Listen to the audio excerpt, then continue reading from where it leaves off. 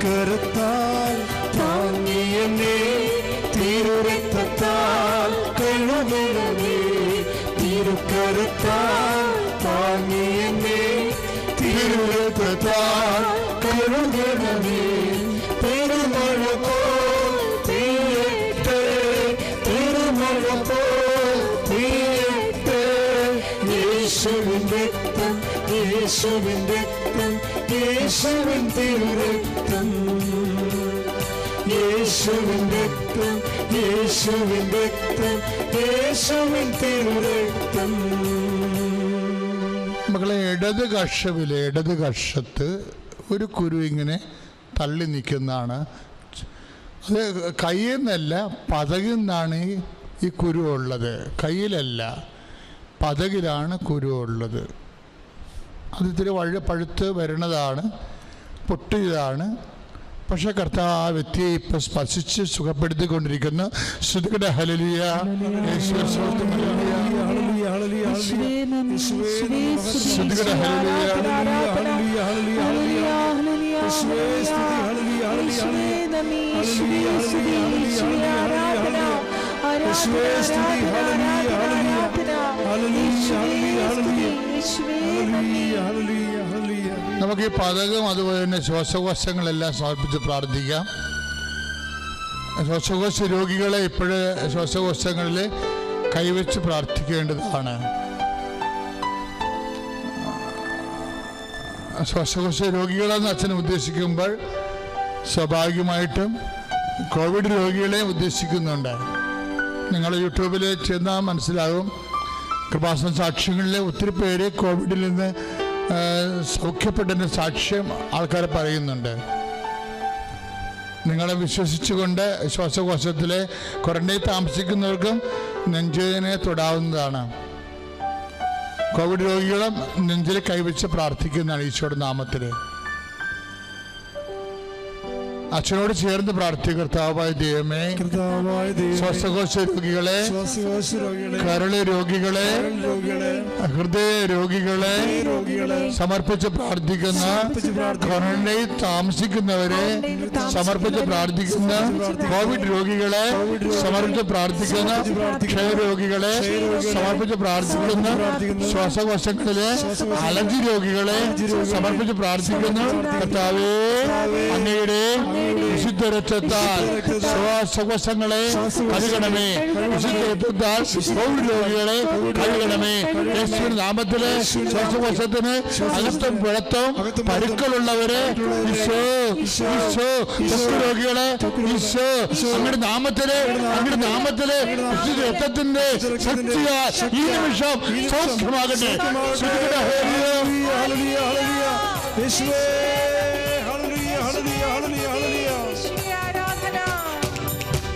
രോഗമെല്ലാം മാറിടട്ടെ, കഷ്ടമെല്ലാം നീങ്ങിടട്ടെ. രോഗമെല്ലാം മാറിടട്ടെ, കഷ്ടമെല്ലാം നീങ്ങിടട്ടെ. തിരുമുറിവില സുഖപ്പെടട്ടെ, തിരുമുറിവില സുഖപ്പെടട്ടെ. പ്രിയമുള്ളവരെ, ഇടുപ്പിന് രോഗമുള്ളവര്, ഇടുപ്പ് dislocate അരക്കെട്ട് dislocate ആയവരുണ്ടാകാം. നട്ടലിൻ്റെ കശേരികൾ ദ്രവിച്ചിരിക്കുന്നവരോ ഉണ്ടാകാം. അല്ലെങ്കിൽ അതും ഡിസ്ലൊക്കേറ്റ് ആയിട്ടുള്ള ആൾക്കാരുണ്ടാകും. കിഡ്നി രോഗികളുണ്ടാകാം. കിഡ്നി രോഗികളൊക്കെ അവരെല്ലാം നടുവിനെ കൈവച്ച് പ്രാർത്ഥിക്കേണ്ടതാണ്. നടുവ് എല്ലാ രോഗികളും. ഇപ്പോൾ ചില ആൾക്കാർക്ക് സ്പോണ്ടിലോസിസിൻ്റെ, അതായത് തല നേരെ നിൽക്കത്തില്ല, കിടക്കാൻ പറ്റത്തില്ല, ഉറക്കം വരത്തില്ല. കിടക്കുന്ന സമയത്ത് ഇങ്ങനെ പിൻകഴുത്തിനും അതിൻ്റെ ജോയിൻസിനും തലയോട്ടിനും തലഞരമ്പ് അതുപോലെ തന്നെ നട്ടലിൻ്റെ അറ്റത്തും തമ്മിൽ ഭയങ്കര ചൂടും ഭയങ്കര ഉരച്ചിലും തേയ്മാനവും ഒക്കെ ഉണ്ടാകുന്ന രോഗികളുണ്ട്. അവർക്ക് ഒന്നും ചെയ്യാൻ പറ്റാത്ത രോഗികളുണ്ട്. അവരെല്ലാം ഈ സമയത്ത് അവിടെ ചൂട് തോന്നുന്ന ആ പിൻകഴുത്തിൽ കൈവച്ച് പ്രാർത്ഥിക്കണം. തൈറോയ്ഡ് രോഗികളെ തൊണ്ടയിൽ കൈവച്ച് പ്രാർത്ഥിക്കണം. ടോൺസിൽ രോഗികളെ തൊണ്ടയിൽ കൈവച്ച് പ്രാർത്ഥിക്കണം. കർത്താവേ, ഞാൻ അങ്ങയുടെ തിരുസന്നിധിയിൽ കണ്ണുനീരോടെ പ്രാർത്ഥിക്കുകയാണ്. ഈശോ പരിശുദ്ധമ്മ പ്രത്യക്ഷപ്പെട്ട ഇടത്ത് നിന്നുകൊണ്ട് അമ്മയുടെ മധ്യസ്ഥത്തിലാണ് നിന്നോട് യാചിക്കേണ്ടത്. എല്ലാ രോഗികൾക്കും വേണ്ടി യാചിക്കുകയാണ് കർത്താവെ. എല്ലാ മനസ്സ് തകർന്നവർക്കും വേണ്ടി യാചിക്കുകയാണ് കർത്താവെ. അവരെല്ലാം സാക്ഷികളാക്കി നീ മാറ്റണം കർത്താവ്. ഞങ്ങൾക്ക് ഇരുട്ടിൻ്റെ കാലമാണ് ഈശോയെ. എന്ത് ചെയ്യണമെന്നും എങ്ങോട്ട് തിരിയണമെന്നും ഒന്നും അറിയാൻ പറ്റാത്ത മനുഷ്യരാശി മൊത്തത്തിൽ കർത്താവെ പകച്ചു നിൽക്കുന്ന അവസ്ഥയാണ്. വിശ്വാസികളാണ് കർത്താവെ അവർക്ക് വെളിച്ചം നൽകേണ്ടത്. വിശ്വാസികൾക്ക് വെളിച്ചം നൽകേണ്ടത് നീയാണ്. നിന്റെ അടയാളമാണ് കർത്താവെ. നീ ഞങ്ങളെ കൈവിട്ടിട്ടില്ല എന്നുള്ള വലിയ ബോധ്യത്തിൽ കർത്താവെ നാനാജാതി മതസ്ഥരായ രോഗികൾക്ക് വേണ്ടി ഞങ്ങൾ കണ്ണുനീരോടെ പ്രാർത്ഥിക്കുന്നു കർത്താവെ. നിന്റെ വിശുദ്ധ പൗരോഹിത്യത്തെ നീ മഹത്വപ്പെടുത്തണം കർത്താവെ. സഭയിലുള്ള സാന്നിധ്യം പ്രകടമാക്കണം കർത്താവെ. 2004 അമ്മ പ്രത്യക്ഷപ്പെട്ട കാലത്ത് നീ ഞങ്ങളോട് കാണിച്ച അതേ കാരുണ്യം കർത്താവ് നീ അനുസ്മരിച്ചുകൊണ്ട് മാരക രോഗങ്ങളെ തീരവേദികളെ അമ്മയുടെ മധ്യസ്ഥത്തിൽ യേശുവിന്റെ നാമത്തിൽ സൗഖ്യമാകട്ടെ. ഹല്ലേലൂയ ഹല്ലേലൂയ ഹല്ലേലൂയ ഹല്ലേലൂയ ഹല്ലേലൂയ യേശുവേ ഹല്ലേലൂയ ഹല്ലേലൂയ. ആരാധിക്കുമ്പോൾ വിടുതൽ, ആരാധിക്കുമ്പോൾ സൗഖ്യം, ആരാധിക്കുമ്പോൾ വിടുതൽ, ആരാധിക്കുമ്പോൾ സൗഖ്യം. ദൈവം ആത്മാവിൻ സമാധാനം സന്തോഷം ദാനമായവൻ നൽകിടും. ദൈവം ആത്മാവിൻ സമാധാനം സന്തോഷം ദാനമായവൻ നൽകിടും. പരിശുദ്ധ പരമദിവ്യകാരുണ്യത്തിന് എന്നേരവും ആരാധനയും സ്തുതിയും പുകഴ്ചയും ഉണ്ടായിരിക്കട്ടെ. പ്രിയപ്പെട്ടവരെ, ഇപ്പോഴും ഈശോ എൻ്റെ മനസ്സിൽ അഭിഷേകം പോലെ തോന്നിക്കുന്ന ഒരു സന്ദേശം ഇതാണ്: ഒരു കാരണവശാലും വിട്ടുകൊടുക്കരുതെന്ന്. എന്തിനു വിട്ടുകൊടുക്കരുത്? അവിശ്വാസത്തിന് വേണ്ടി നിങ്ങളുടെ ജീവിതം വിട്ടുകൊടുക്കരുത്. പ്രത്യാശയില്ലാത്ത അവസ്ഥയിലേക്ക് നിങ്ങൾ പോകരുത്. എല്ലാത്തിനും സമാധാനമുണ്ട്. എല്ലാത്തിൻ്റെ സമാധാനം യേശു ക്രിസ്തുവാണ്. അവൻ്റെ യേശുവിക്ക് അമ്മയുടെ മധ്യസ്ഥതയിൽ ഇപ്പോഴും നിന്നെ സ്പർശിക്കും. രോഗമുള്ളിടത്ത് നിന്റെ കൈകൾ വെച്ചുകൊണ്ട് കർത്താവിന്റെ നാമത്തിൽ നിന്ന് വിശ്വാസത്തോടെ ചെല്ലട്ടെ.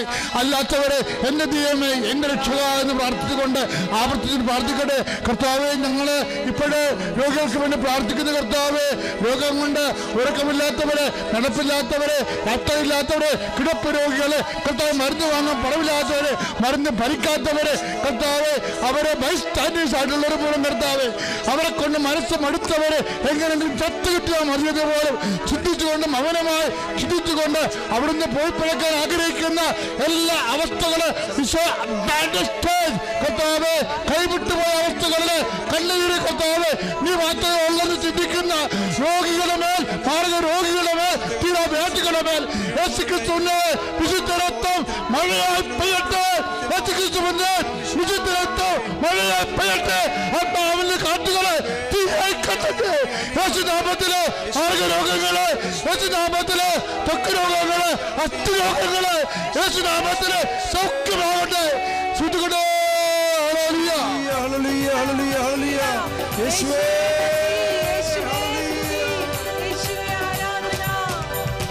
രോഗമെല്ലാം മാറിടട്ടെ, കഷ്ടമെല്ലാം നീങ്ങിടട്ടെ.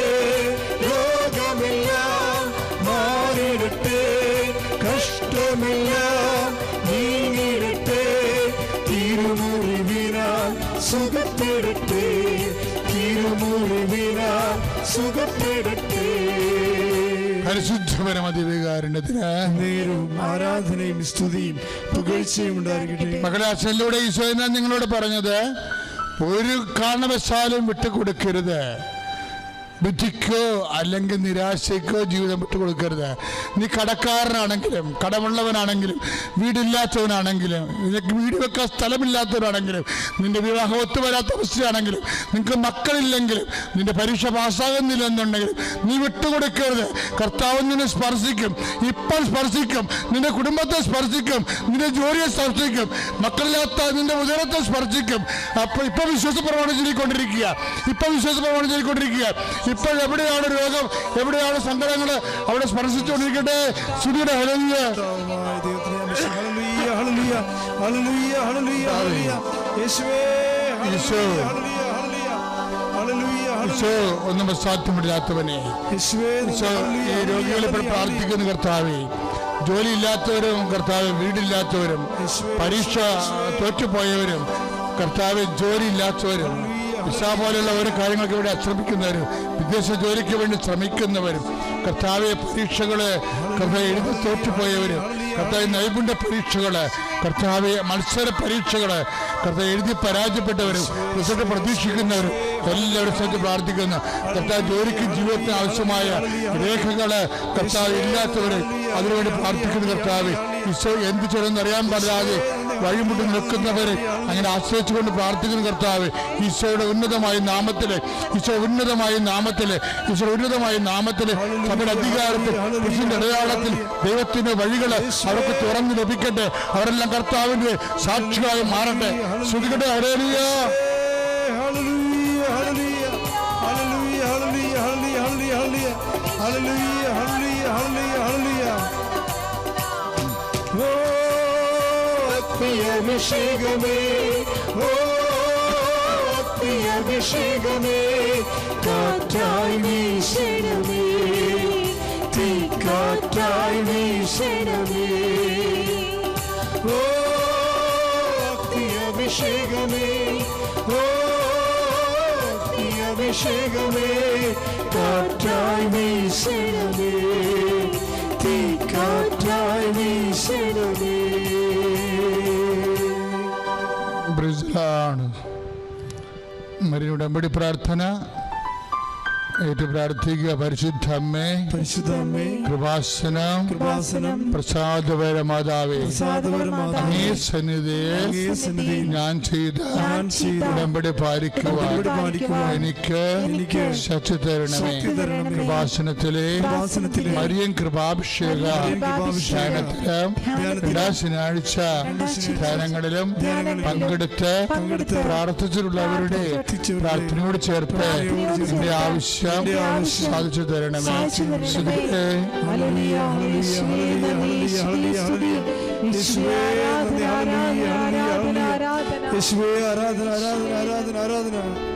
അമ്മേ പരിശുദ്ധ അമ്മേ, കൃപാസനം, പ്രസാദപര മാതാവേ, അങ്ങേ സന്നിധിയിൽ ഞാൻ ചെയ്ത മരിയൻ ഉടമ്പടി, ഓൺലൈൻ ഉടമ്പടി പാലിക്കുവാൻ എന്റെ കുടുംബത്തിന് ശക്തി തരണമേ. കൃപാസനത്തിലെ തിങ്കളാഴ്ച ഉടമ്പടി ആരാധനയിലും ചൊവ്വാഴ്ച ഉടമ്പടി ആരാധനയിലും പങ്കെടുത്ത് പ്രാർത്ഥിച്ചിട്ടുള്ളവരുടെ പ്രാർത്ഥനയോട് ചേർത്ത് എന്റെ ആവശ്യം സാധിച്ചു തരണമേ.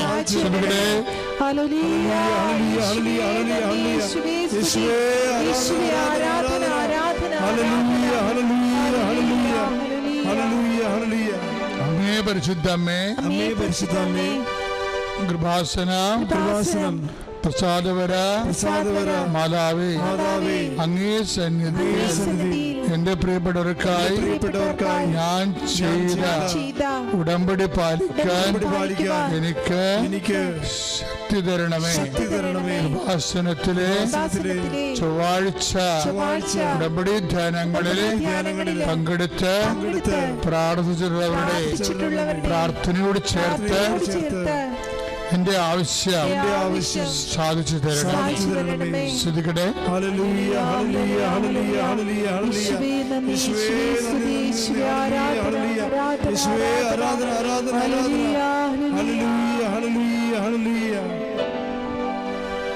ഒരു സമാപന ആശീർവാദമാണ്. ഇപ്പോഴും നിങ്ങളുടെ ആവശ്യങ്ങൾ, അച്ഛൻ ഏതെങ്കിലും ആവശ്യങ്ങൾ വിട്ടുപോയിട്ടുണ്ടെങ്കിൽ ഇപ്പോഴും മൗനമായി പരിശുദ്ധ അമ്മയുടെ മധ്യസ്ഥതയിലെ ഈശോയ്ക്ക് കൈകൾ കൂപ്പി കണ്ണടച്ച് ഭക്തിയോടെ സമർപ്പിക്കേണ്ടതാണ്. മക്കളെക്കുറിച്ചാകാം, വീടിനെക്കുറിച്ചാകാം, ജോലിയാകാം, രോഗമാകാം, എന്തായാലും പരിശുദ്ധ അമ്മ വഴി ഈശോയ്ക്ക് സമർപ്പിക്കുക.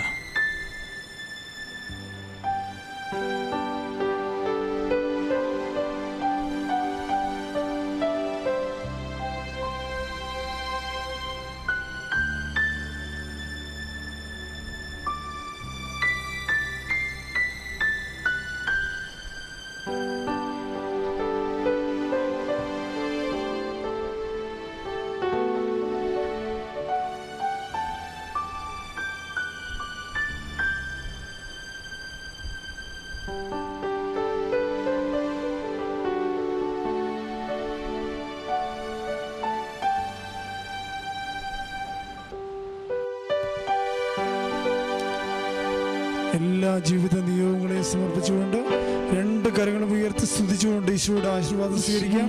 ഹല്ലേലൂയ ഹല്ലേലൂയ ഹല്ലേലൂയ. യേശുവേ ആരാധന ആരാധന ആരാധന. ഹല്ലേലൂയ ഹല്ലേലൂയ ഹല്ലേലൂയ ഹല്ലേലൂയ. യേശുവേ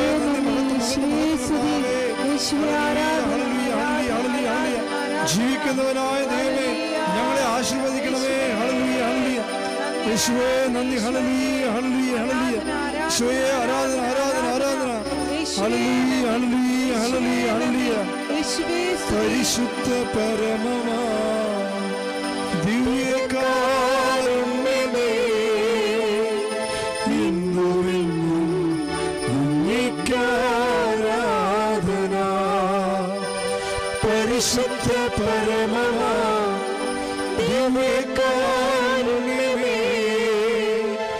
ഇന്നുമെന്നും അങ്ങേക്കാരാധന. പരിശുദ്ധ പരമമാ ദിവ്യകാരുണ്യമേ ഇന്നുമെന്നും അങ്ങേക്കാരാധന. ആവേ ആവേ ആവേ മറിയ. ആവേ ആവേ ആവേ മറിയ.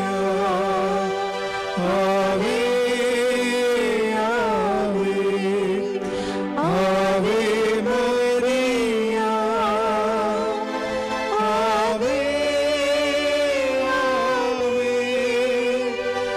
ആവേ മറിയ. എൻ്റെ പേര് ടോണി ജോഷി. ഞാൻ കറുകുറ്റിയിൽ നിന്ന് വരുന്നു. ഇതെൻ്റെ അമ്മയാണ്. ഞാൻ ആദ്യമായി ഉടമ്പടി എടുക്കുന്നത് 2024 ജൂൺ 12 ഉടമ്പടി എടുക്കുന്നത് എൻ്റെ ജർമ്മൻ എക്സാംസ് പാസ്സാവാനും പുറത്തേക്ക് പോകാനും വേണ്ടിയാണ് ഞാൻ മെയിനായിട്ട് നിയോഗം വെച്ചത്. അത് അമ്മയുടെ മെയിൻ നിർബന്ധം കൊണ്ടാണ് ഞാനിവിടെ വരുന്നത്. അത് കഴിഞ്ഞ് ഇവിടെ വന്ന് ഉടമ്പടി ക്ലാസ് കൂടിയപ്പോഴാണ് ഇത് ഒരു സീരിയസ് വിഷയമാണ്. കുറച്ചും കൂടി നമ്മളിതിനകത്ത് ഇൻവെസ്റ്റ് ചെയ്യണം, നമ്മൾ നമ്മുടെ എഫേർട്ട് ഇടണം എന്ന് എനിക്ക് ഇവിടെ വന്ന് ഉടമ്പടി ക്ലാസ് കൂടിയപ്പോഴാണ് എനിക്ക് മനസ്സിലായത്. അത് കഴിഞ്ഞ് ജൂൺ 18 എൻ്റെ ഫസ്റ്റ് B2 എക്സാം 4 മൊഡ്യൂൾ ഞാൻ ഒരുമിച്ച് എഴുതിയായിരുന്നു. എനിക്കതിന് റൈറ്റിംഗ് മൊഡ്യൂൾ ഞാൻ പാസ്സായി. അപ്പോൾ എനിക്ക് കുറേ ഭയങ്കര സന്തോഷം. ഞാൻ അതിന് മാതാവിനോട് കുറേ നന്ദി പറയുകയും ചെയ്തായിരുന്നു. ഞാൻ ഉടമ്പടി എക്സാമിന് പോകുമ്പോൾ ഉടമ്പടി തൈലം പുരട്ടി പ്രാർത്ഥിക്കുകയും ഞാൻ ഉപ്പിട്ട് പരീക്ഷ ഹാളിലേക്ക് കയറുകയും ചെയ്ത് അങ്ങനെയാണ് പരീക്ഷ എഴുതിയത്. റൈറ്റിംഗ് മൊഡ്യൂൾ പാസ്സായി. അത് കഴിഞ്ഞ് പിന്നെ ഓരോ മൊഡ്യൂളിനും നമ്മൾ ഇമെയിൽ അയച്ചിട്ട് വേണം നമ്മൾ കേരളത്തിൽ കിട്ടാനായിട്ട്, ഓരോ മൊഡ്യൂളും കിട്ടാനായിട്ട്. അപ്പോൾ അതിന് ടൈം എടുക്കണ ലാഗ് അടിച്ചു. അപ്പോൾ അടുത്ത എക്സാം സെപ്റ്റംബറിലായിരുന്നു. ആ എക്സാമിന് വരുമ്പോഴേക്കും ഞാൻ കുറച്ച് ഉടമ്പടി ഉഴപ്പി തുടങ്ങിയായിരുന്നു.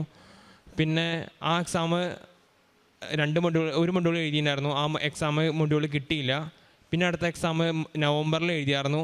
ആ എക്സാമും കിട്ടിയില്ല. അപ്പോൾ കുറേയൊക്കെ ഞാൻ ഡൗൺ ആയി തുടങ്ങിയായിരുന്നു. എൻ്റെ കുറേ ഹോപ്പൊക്കെ കുറേ പോയായിരുന്നു. പക്ഷേ എനിക്കൊരു വചനം ഉണ്ടായിരുന്നു, അവസാനം വരെ സഹിച്ച് നിൽക്കുന്നവൻ രക്ഷപ്പെടും എന്നുള്ളൊരു വചനം ഞാൻ കേട്ടിട്ടുണ്ടായിരുന്നു. ഒരിടയ്ക്ക് ഞാൻ ഉടമ്പടി ധ്യാനം അന്ന് കൂടിയപ്പോൾ അന്നൊരിടയ്ക്ക് ഒരു വചനം കേട്ടതായിരുന്നു. ആ വചനം ഭയങ്കരമായിട്ട് എന്നെ സ്ട്രൈക്ക് ചെയ്തായിരുന്നു.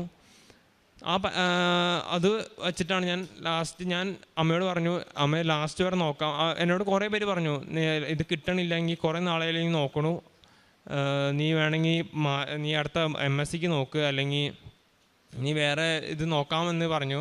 പക്ഷെ ഞാൻ പറഞ്ഞു ലാസ്റ്റ് മിനിറ്റ് വരെ എനിക്ക് നോക്കണം എന്ന് പറഞ്ഞ് അതിനെ ഞാൻ ഹോപ്പ് ചെയ്തുകൊണ്ടിരുന്നു. ഡിസംബർ ആയപ്പോൾ എൻ്റെ ഫ്രണ്ട് ഒരാൾ പറഞ്ഞു, നമ്മൾ പഠിച്ച ഇൻസ്റ്റിറ്റ്യൂട്ടിൽ ഇത് വന്നിട്ട് ഒരു ഇൻസ്റ്റയിൽ പോസ്റ്റ് വന്നിട്ടുണ്ട്, നമുക്ക് ഒരു ഇൻ്റർവ്യൂ വന്നിട്ടുണ്ട്, നമുക്ക് പുറത്തേക്ക് പോകാനായിട്ടുള്ള ഹൗസ് ബിൽഡിങ്ങിൻ്റെ ഇൻ്റർവ്യൂ ഇൻടേക്ക് ഉണ്ട്, സെപ്റ്റംബർ ഇൻടേക്ക് ഉണ്ട്. അപ്പോൾ അതിന് വേണ്ടി അപ്ലൈ ചെയ്യാം, രജിസ്റ്റർ ചെയ്യാമെന്ന് പറഞ്ഞ്. അപ്പോൾ ഞാൻ അത് സെക്കൻഡ് ലാസ്റ്റ് ഡേ ആയിരുന്നു. ഞാൻ അന്ന് എന്നെ അവിടേക്ക് വിളിച്ചു ചോദിച്ചു. അപ്പോൾ അവർ പറഞ്ഞു നാളെ വന്ന് രജിസ്റ്റർ ചെയ്യാം എന്ന് പറഞ്ഞ്. അപ്പോൾ ഞാൻ പിറ്റേ ദിവസം തന്നെ പോയി രജിസ്റ്റർ ചെയ്യാൻ പറ്റി. എനിക്ക് ജനുവരിയിലായിരുന്നു എൻ്റെ ഇൻ്റർവ്യൂ പ്രിപ്പറേഷൻ എനിക്ക് പങ്കെടുക്കാൻ പറ്റി. ഇൻ്റർവ്യൂ പ്രിപ്പറേഷൻ കഴിഞ്ഞ് ഇപ്പോൾ എനിക്ക് കുറച്ചും കൂടി ഒരു ആ ലാംഗ്വേജിൽ കുറച്ചും കൂടി ഒരു അണ്ടർസ്റ്റാൻഡിങ് കിട്ടിയായിരുന്നു. അത് കഴിഞ്ഞ് ഇൻ്റർവ്യൂ പ്രിപ്പറേഷൻ കഴിഞ്ഞ് കുറച്ച് നാൾ കഴിഞ്ഞപ്പോഴേക്കും എനിക്ക് ഞാൻ പഠിച്ച ഇൻസ്റ്റിറ്റ്യൂട്ടിൽ തന്നെ എനിക്ക് ജോലി ചെയ്യാൻ പറ്റി.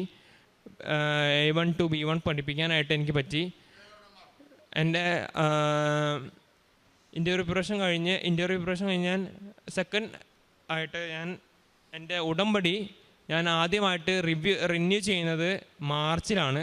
അത് അത്രയും നാൾ ഞാൻ ഉടമ്പടി ഞാൻ കയ്യിലുള്ള പോലെ തന്നെ കൊണ്ടു നടക്കാറുന്നു. പക്ഷെ ഞാൻ റിന്യൂ ചെയ്തത് മാർച്ച് 7-ാം തീയതിയാണ് റിന്യൂ ചെയ്യണേ. മാർച്ച് 7-ാം തീയതി കഴിഞ്ഞ് മാർച്ച് ഒരു 14-ാം തീയതി ആയപ്പോഴേക്കും എനിക്ക് മെയിൽ വന്നേക്കാണ്, ഇൻ്റർവ്യൂവിന് മെയിൽ വന്നേക്കാണ്.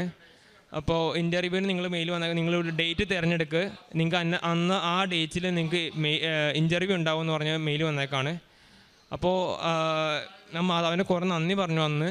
അത് കഴിഞ്ഞ് എനിക്ക് ഞാൻ പഠിപ്പിക്കുന്ന ഇൻസ്റ്റിറ്റ്യൂട്ടിൽ തന്നെ അവിടെ വെച്ച് എനിക്ക് ഇൻ്റർവ്യൂവിന് കൂടാൻ പറ്റി. അത് ഏപ്രിൽ 14-ാം തീയതി ആയിരുന്നു എൻ്റെ ഇൻ്റർവ്യൂ. അത് വളരെ നന്നായിട്ട് പാസ്സാകാൻ പറ്റി.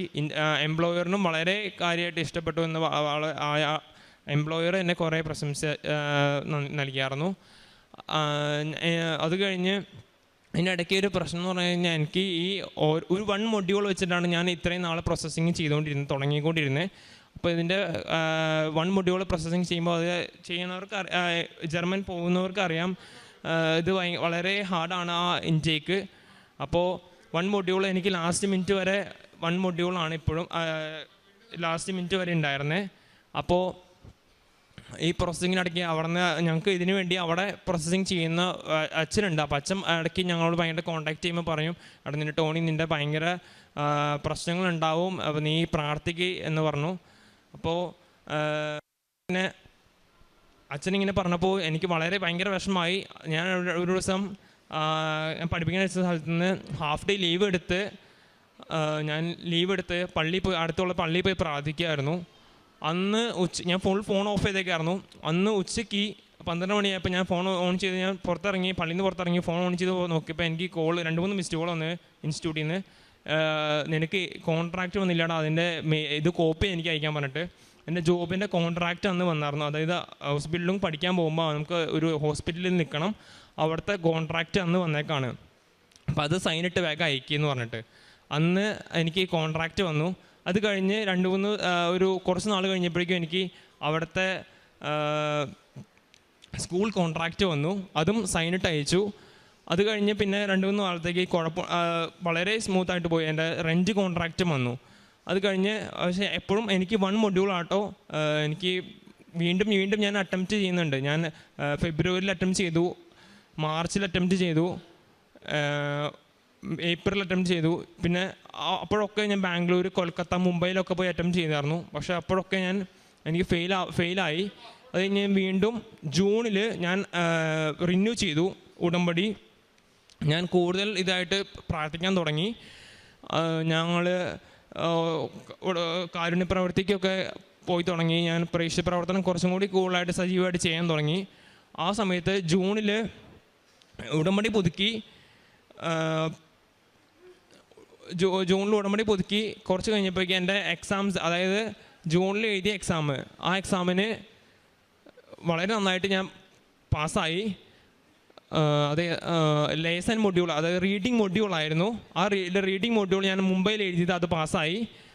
അത് കഴിഞ്ഞ് കൊൽക്കത്തയിൽ എഴുതിയായിരുന്നു സ്പീക്കിംഗ് മൊഡ്യൂളും ഞാൻ ജൂലൈ 16-ാം തീയതി എഴുതിയായിരുന്നു. ആ സ്പീക്കിംഗ് മൊഡ്യൂളും പാസ്സായി. അത് കഴിഞ്ഞ് ജൂലൈ 28-ാം തീയതി ഞാൻ ചെന്നൈയിൽ ഹിയറിംഗ് മൊഡ്യൂൾ എഴുതിയായിരുന്നു. അത് ഈ അടുത്ത് റിസൾട്ട് വന്നു, ഈ ബുധനാഴ്ച റിസൾട്ട് വന്നു, അതും ഞാൻ പാസ്സായി. അതിന് 82 മാർക്ക് ഉണ്ടായിരുന്നു. അത് വളരെ ഞാൻ കരഞ്ഞ് പ്രവർത്തിച്ചുകൊണ്ടിരുന്ന, കാരണം എക്സാമിൻ്റെ ഈ മൊഡ്യൂളിൽ ബാക്ക് പെൻഡിങ് ഉണ്ടെങ്കിൽ അവിടെ ചെല്ലുമ്പോൾ നമുക്കത് ക്ലിയർ ചെയ്യാനായിട്ട് ചിലപ്പോൾ ഒരു ടൈം ലിമിറ്റ് വെക്കും. അപ്പോൾ നമുക്ക് അതിന് വേണ്ടി കുറേ ഹാർഡ് വർക്ക് അതിൻ്റെ പുറകെ ഉണ്ടാവും. അപ്പോൾ അവിടെ നമുക്ക് ഇതിൻ്റെ നമ്മുടെ വർക്കും സ്കൂളിലെ പഠിത്തവും നമുക്ക് സിലബസ് ഭയങ്കര കോംപ്ലിക്കേറ്റഡ് ആയിരിക്കും എന്ന് അവിടെ പോയ സീനിയേഴ്സ് പറഞ്ഞായിരുന്നു. അപ്പോൾ അങ്ങനെ അതിനുവേണ്ടി കുറേ പ്രാർത്ഥിച്ചായിരുന്നു. അത് കഴിഞ്ഞ് ഇതിൻ്റെ ഇടയിൽ എന്ന് പറയുമ്പോൾ ഞങ്ങളുടെ ഇൻ്റർവ്യൂ ഇതിനു വേണ്ടി അവിടെയുള്ള അച്ഛൻ എനിക്ക് വേണ്ടി ഇങ്ങനെ ഹാർഡാണെന്ന് പറഞ്ഞതിൻ്റെ കുറേ പ്രോസസ്സിങ് കുറേ പാടാണെന്ന് പറഞ്ഞപ്പോൾ ഞാൻ അച്ഛന് വേണ്ടി കുറേ പ്രാർത്ഥിച്ചായിരുന്നു. അപ്പോൾ അച്ഛൻ അത് കഴിഞ്ഞ് എനിക്ക് വേണ്ടി എൻ്റെ ജോബിൻ്റെ ഇൻ്റർവ്യൂവിൻ്റെ ഈ പേപ്പർ വർക്കിന് വേണ്ടി കുറേ എൻ്റെ പേപ്പർ വർക്കിന് വേണ്ടി കുറേ ഓടി നടന്നായിരുന്നു അന്ന്. അത് അച്ഛൻ ലാസ്റ്റ് എന്നോട് പറഞ്ഞായിരുന്നു കുറച്ച് ഇതുണ്ടായിരുന്നു എന്ന് പറഞ്ഞായിരുന്നു. ലാസ്റ്റ് എനിക്ക് വിസ ഇൻ്റർവ്യൂ ഓഗസ്റ്റ് 6-ാം തീയതി എനിക്ക് വിസ ഇൻ്റർവ്യൂ വന്നായിരുന്നു. അപ്പോൾ വിസ ഇൻ്റർവ്യൂവിന് പോകുമ്പോൾ ഞങ്ങളുടെ കൂടെ പോയ മിക്കവർക്കും പ്രീ അപ്രൂവൽ എന്ന് പറഞ്ഞ ഒരു പേപ്പറുണ്ട്, ഡോക്യുമെൻ്റ് ഉണ്ട്. ആ പ്രീ അപ്രൂവൽ എന്ന് പറയുമ്പോൾ നമുക്ക് അവിടുത്തെ ഗവൺമെൻറ് നമ്മൾ ഓക്കെയാണ്, അവിടുത്തെ ഇവരെ ഓക്കെയാണ്, ഇവർക്ക് വിസ കൊടുക്കണതിന് കുഴപ്പമില്ല എന്നുള്ളൊരു ഡോക്യുമെൻ്റാണത്. അപ്പോൾ ആ പ്രീ അപ്രൂവൽ എനിക്ക് ആ നേരത്തെ കിട്ടിയിട്ടില്ല, എനിക്ക് ലാസ്റ്റ് മിനിറ്റ് വരെ കിട്ടിയിട്ടില്ല. കാരണം എൻ്റെ പ്രോസസ്സിങ് കുറവാണ്. പ്രോസസ്സിങ്ങിൻ്റെ പേപ്പർ വർക്കിൽ 1 മൊഡ്യൂൾ, ആ സമയത്ത് എനിക്ക് 1 മൊഡ്യൂൾ 2 മൊഡ്യൂൾ ഉണ്ടായുള്ളൂ. അപ്പോൾ അത് വളരെ ഒരു പ്രശ്നമായിരുന്നു. ഞാൻ അമ്മയോട് പറഞ്ഞു, ഓഗസ്റ്റ് 1-ാം തീയതി ആയപ്പോൾ ഞാൻ അമ്മയോട് പറഞ്ഞു, അമ്മേ 6-ാം തീയതിയാണ് എൻ്റെ വിസ ഇൻ്റർവ്യൂ, എനിക്ക് 6-ാം തീയതിക്ക് മുമ്പേ എങ്ങനെയെങ്കിലും എൻ്റെ വിസ പ്രീ അപ്രൂവൽ എനിക്ക് ഓക്കെ ആക്കി തരണം. കറക്റ്റ് 5-ാം തീയതി എനിക്ക് ഞാൻ എൻ്റെ ഡോക്യുമെൻറ്റ്സ് കളക്ട് ചെയ്യാനായിട്ട് ഞാൻ എൻ്റെ ഇൻസ്റ്റിറ്റ്യൂട്ടിൽ പോയപ്പോൾ 5-ാം തീയതി എനിക്ക് ഞാൻ അവിടെ നിൽക്കുമ്പോൾ ആ നേരത്താണ് അവിടെ നിന്ന് വരുന്നത് മെയിൽ വന്ന് ഇൻസ്റ്റിറ്റ്യൂട്ടിലേക്ക് മെയിൽ വന്നു, എൻ്റെ പ്രീ അപ്രൂവൽ റെഡി ആയി എന്ന് പറഞ്ഞിട്ട്. ഞാൻ അപ്പോൾ തന്നെ കുറേ നേരം അമ്മയ്ക്ക്, ഈശോയ്ക്കും ഒരുപാട് കൃപാസന അമ്മയ്ക്കും ഒരുപാട് നന്ദി പറഞ്ഞു. അത് കഴിഞ്ഞ് ഞാൻ പിറ്റേ ദിവസം വിസ ഇൻ്റർവ്യൂവിന് പോയി. കറക്റ്റ് 12-ാമത്തെ ദിവസം, അതായത് ഓഗസ്റ്റ് 18-ാം തീയതി എനിക്ക് വിസ വന്നു. ഈ സെപ്റ്റംബർ 1-ാം തീയതിയാണ് എൻ്റെ അവിടുത്തെ ക്ലാസ് തുടങ്ങണേ, സെപ്റ്റംബർ ഇൻടേക്കിനുള്ളത്. ഈശോയ്ക്കും മാതാവിനും ഞാൻ ഒരുപാട് നന്ദി പറയണു. എനിക്ക് ഇതല്ലാണ്ട് ഒരുപാട് മറ്റു ഇഷ്ടംപോലെ അനുഗ്രഹങ്ങൾ കിട്ടിയിട്ടുണ്ട്. അമ്മയ്ക്കും മാതാവിനും ഈശോയ്ക്കും നന്ദി പറയുന്നു. ഞാൻ ഓരോ പരീക്ഷയ്ക്ക് പോകുമ്പോഴും ഞാൻ ഉപ്പ് എൻ്റെ അവിടെ നമുക്ക് ഹോളിലേക്ക് അങ്ങനെ കൊണ്ടുപോകില്ല, അപ്പോൾ പോക്കലിട്ടുകൊണ്ട് പോകും. എന്നിട്ട് അവിടെ ചെല്ലുമ്പോൾ ഞാൻ ടേബിളിൽ ഉപ്പ് വെച്ചിട്ടാണ് ഞാൻ പ്രാർത്ഥിക്കണേ, പരീക്ഷ തുടങ്ങണേ. ഞാൻ പരീക്ഷയ്ക്ക് കയറുന്നതിന് മുമ്പ് ഉടമ്പടി തൈലമുണ്ട്, ആ തൈലം പുരട്ടിയിട്ടാണ് ഞാൻ പരീക്ഷയ്ക്ക് പോവുക. പിന്നെ എൻ്റെ ആ ലോക്കറ്റ് ഞാൻ എൻ്റെ പോക്കറ്റിൽ പിൻ ചെയ്യും, കാരണം അവർ ചിലപ്പോൾ സമ്മതിക്കില്ല, അപ്പോൾ ഉള്ളിലാക്കി പിൻ ചെയ്യും. ഓരോ സ്പീക്കിംഗ് എക്സാം ആണെങ്കിൽ കൈ പിടിച്ചിട്ടാണ് സ്പീക്കിംഗ് എക്സാമിന് പോണേ. എല്ലാ വട്ടവും പരീക്ഷയ്ക്ക് പോകുമ്പോൾ ഞാൻ ഇങ്ങനെ പ്രാർത്ഥിച്ചിട്ടുണ്ടാണ് പോണേ. ലാസ്റ്റ് ആയപ്പോഴേക്കും എനിക്ക് അവിടെ ചെല്ലുമ്പോൾ നമുക്കൊരു നല്ല കോൺഫിഡൻസ് വരും ഈ സ്പീക്കിംഗ് എക്സാമിന് നിൽക്കുമ്പോൾ. കാരണം ഞാൻ ആദ്യമായിട്ടാണ് ഈ കൊൽക്കത്തയിൽ ലാസ്റ്റ് ചെയ്ത എക്സാമിന് എനിക്ക് വളരെ ഒരു നല്ല കോൺഫിഡൻസോടെയാണ് എനിക്ക് പറയാൻ പറ്റിയത്. പിന്നെ കാരുണ്യ പ്രവൃത്തി എന്ന് പറയുമ്പോൾ ഞങ്ങൾ അടുത്തുള്ള 2 പാലിയേറ്റീവ് കെയറിൽ ഞാനും അമ്മയും 2 വട്ടം പോയായിരുന്നു. ഞങ്ങളോട് പറ്റാവുന്ന സഹായം അവിടെ ചെയ്യാമായിരുന്നു. പിന്നെ ഞങ്ങളുടെ അടുത്തുള്ള ഒരു അനാഥാലയത്തിൽ ഞങ്ങൾ ഇടയ്ക്ക് ഡ്രസ്സ് കൊടുക്കുമായിരുന്നു. പിന്നെ ഞങ്ങൾ വേറൊരു അനാഥാലയത്തിൽ ഞങ്ങൾ ഒരു നേരത്തെ ഒരു ഭക്ഷണം കൊടുക്കാൻ പോയായിരുന്നു. ജീവിതത്തിൽ വന്ന മാറ്റം എന്ന് പറയുമ്പോൾ ഞാൻ ഒരിടയ്ക്ക് ഞാൻ വളരെ ഡൗണായിട്ട് സ്വഭാവത്തിൽ ഭയങ്കര ഡൗണായിട്ട് പോയ ഒരു വ്യക്തിയായിരുന്നു. ഡിഗ്രി ആ ടൈം വന്നപ്പോൾ ഞാൻ കുറച്ച് ഡൗൺ ആയിരുന്നു, പ്രാർത്ഥനയിലും ഒക്കെ വളരെ ഡൗൺ ആയിരുന്നു. പിന്നെ ഉടമ്പടി എടുത്ത് തുടങ്ങിയപ്പോൾ നമുക്കൊരു നിർബന്ധമാണത്, കാരണം ഇത് 2 വേ ആണല്ലോ. അപ്പോൾ നമുക്ക് ഒരു നിർബന്ധമാണ് പ്രാർത്ഥന, ദിവസവും പള്ളിയിൽ പോകണം. അപ്പോൾ പിന്നെ കുടുംബ പ്രാർത്ഥന മുടക്കരുത്, കാരണം നമുക്ക് സായന പ്രാർത്ഥന അല്ലെങ്കിൽ 5:30 പ്രാർത്ഥന, പ്രത്യക്ഷീകരണ പ്രാർത്ഥന ചെല്ലണമെങ്കിൽ നമുക്ക് ആ നേരത്തെ എഴുന്നേൽക്കണം. അപ്പോൾ അതിന് വേണ്ടി എല്ലാ ദിവസവും മിക്ക ദിവസവും എനിക്ക് 99% എല്ലാ ദിവസവും പള്ളിയിൽ പോവും. പിന്നെ ഞാൻ സായന പ്രാർത്ഥന ഞാൻ പരമാവധി ചെല്ലും. അങ്ങനെ അപ്പോൾ ഒരു ഓർഡർ എനിക്ക് നല്ലോണം കിട്ടിയായിരുന്നു. പിന്നെ അങ്ങനെയൊക്കെ വരുമ്പോൾ എനിക്ക് പിന്നെ ആഴ്ചയിൽ ഞാൻ സംസാരിക്കും. 2 ആഴ്ച കൂടുമായിരുന്നു, പിന്നെ അതിടയ്ക്ക് ഒരു ആഴ്ചയിലായി. എല്ലാത്തിനും അമ്മയ്ക്കും ഈശോയ്ക്കും നന്ദി പറയുന്നു.